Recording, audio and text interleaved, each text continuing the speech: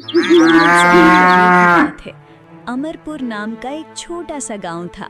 इसी गांव में हरिया नाम का एक बूढ़ा किसान अपनी पत्नी के साथ रहता था। सुनिए जी, मैं कब से आपसे कह रही हूँ, मुझे बच्चों की बहुत याद आ रही है। चलो ना एक बार शहर चलते हैं उनसे मिलने। अरे भाग्यवान, ऐसा नहीं है कि मेरा मन नहीं करता। मुझे भी अपने बच्चों से मिलने की बहुत इच्छा है, पर इस साल खेतों में काम बहुत ज्यादा है। तो क्या हम इस बार भी नहीं जा पाएंगे? आप कुछ तो सोचिए जी। बच्चे यहाँ आ नहीं पा रहे, तो हम ही उनके पास चलें। ठीक है, मैं अगले 2 दिनों में खेत का सारा काम निपटा लेता हूँ। उसके बाद हम शहर चलेंगे। तुम तब तक सामान बांधना शुरू कर दो। अगले दिन हरिया खेतों में काम करने चला गया, पर किसे पता था कि ये दिन उसकी जिंदगी का आखिरी दिन होगा। खेत में काम करते समय अचानक एक जहरीले सांप ने हरिया को काट लिया और उसी समय उसकी मृत्यु हो गई। पिता की मौत की खबर मिलते ही दोनों बेटे गांव पहुंच गए, पर बेटी राधिका अभी नहीं आई थी। ठहरो, ये अर्थी शमशान नहीं जाएगी। पहले मेरा पैसा लौटाओ। कैसा पैसा? और तुम कौन हो? यहाँ मेरे पिताजी अस्थियों पे लेटे हुए हैं और तुम्हें पैसा की पड़ी है? हाँ? मेरा नाम सेठ धनीराम है।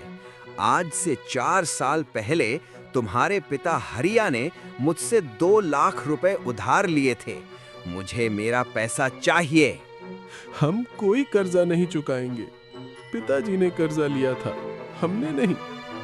अब वो इस दुनिया में नहीं है, तो हम क्यों दें? गांव वाले ये सुनकर हैरान रह गए। हर कोई बेटों की निष्ठुरता देख रहा था। कैसे बेटे हैं ये, पिता की अर्थी तक रोक दी। कुछ देर बाद हरिया की बेटी राधिका वहां पहुंची। क्या हुआ माँ? पिताजी की अर्थी अभी तक क्यों खड़ी है? जब राधिका को सच्चाई पता चली तो उसकी आंखों से आंसू बहने लगे।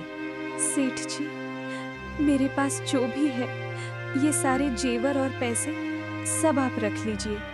अगर इतना भी कम पड़े तो मैं 1 महीने में आपका सारा कर्जा चुका दूंगी, पर कृपा करके मेरे पिता की अंतिम यात्रा मत रोकिए। राधिका की बात सुनकर सेठ की आंखें भर आई। बेटी, मुझे माफ कर दो। मुझे तुम्हारे ये पैसे नहीं चाहिए। क्या? ये क्या कह रहे हैं सेठ जी? सच्चाई ये है कि मुझे हरिया से 2 लाख लेने नहीं थे, बल्कि देने थे। सेठ ने सबको 4 साल पुरानी बात बताई। 4 साल पहले मेरा पूरा अनाज गोदाम चल गया था। मैं पूरी तरह टूट चुका था।